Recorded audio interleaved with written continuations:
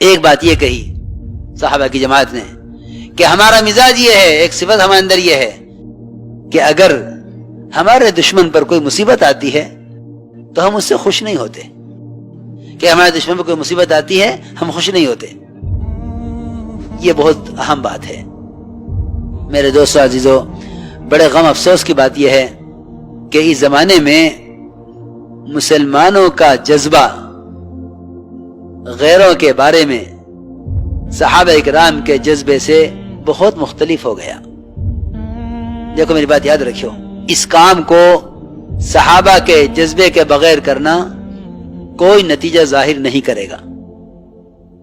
اس کام سے جو خیر باعتبار امت کے آنی ہے اور اس کام کے ذریعے سے جو انسانیت کو ہدایت ملنی ہے، اس کے لیے پہلی شرط یہ ہے کہ جب تک اس کام کے کرنے والوں کا خصوصاً اور عام مسلمان کا عموماً یہ اپنے دل کا جذبہ تمام غیروں کے لیے اور ساری انسانیت کے لیے وہ جذبہ بنائیں جو جذبہ محمد صلی اللہ علیہ وسلم اور آپ کے صحابہ کا تھا.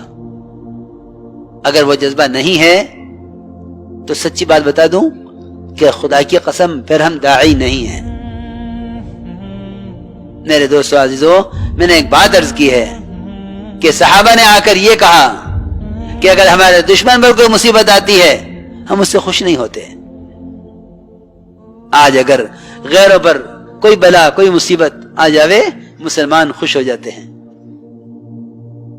اس کا مطلب یہ ہے کہ ہمارے دلوں میں انسانیت کے لیے وہ غم نہیں ہے جو صحابہ کے دلوں میں تھا، اور ہمارا غیروں کے ساتھ وہ معاملہ نہیں ہے جو معاملہ صحابہ کا تھا کہ مشرک بیڑیوں میں بندھا ہوا ہے، لاؤ دسترخوان اس کے قریب بچھا لو، جس کے ہاتھ میں کوئی نرم روٹی آوے وہ سب سے پہلے مشرک کو دے، ہمارا مہمان ہے، ہمارا مہمان پہلے اس کو دو. اللہ اکبر. ایسا مشرک اسلام کیوں نہ لاوے کہ جو جس کی جان کے مالک بنے ہوئے ہیں خبر نہیں قتل کریں گے یا فدیہ لے کر چھوڑیں گے، وہ ایسا اکرام کرے کہ ایسا مشرک اسلام کیوں نہ قبول کرے. میرے دوستو عزیزو، اب ہمارے فیصلے ہونے لگے ہیں قوم اور دوست اور متعلقین کے اعتبار سے. جب ایسے فیصلے ہوں گے تو اللہ تعالی ایسے لوگوں کو انسانیت کی ہدایت کا ذریعہ نہیں بنائیں گے. حاکم بنتے ہو اس شرط پر حاکم بنائیں گے جو ہم کہیں گے وہ کرنا ہوگا. قاضی بنتے ہو تو اس شرط پر قاضی بنائیں گے جو ہم کہیں گے وہ کرنا ہوگا. نہیں، غیروں کے اسلام میں آنے کا راستہ یہ نہیں ہے. اگر حق غیر مسلم کا ہے تو مسلمان کے خلاف فیصلہ کرنا ہوگا. اگر حق غیر مسلم کا ہے تو مسلمان کے خلاف فیصلہ کرنا ہوگا. اگر نجات چاہتے ہو دیکھو تو صحیح، حضرت علی رضی اللہ تعالیٰ عنہ کا جھگڑا ایک غیر مسلم سے، یہودی سے. یہودی کہتا ہے زرہ میری ہے، حضرت علی فرماتے ہیں میری ہے، چلو قاضی کے پاس. قاضی کے پاس گئے، قاضی شریح وہ حضرت علی کو دیکھ کے کھڑے ہو گئے. امیر المومنین آپ کیسے؟ تشریف لائیے، کیا حکم ہے، کیا خدمت ہے؟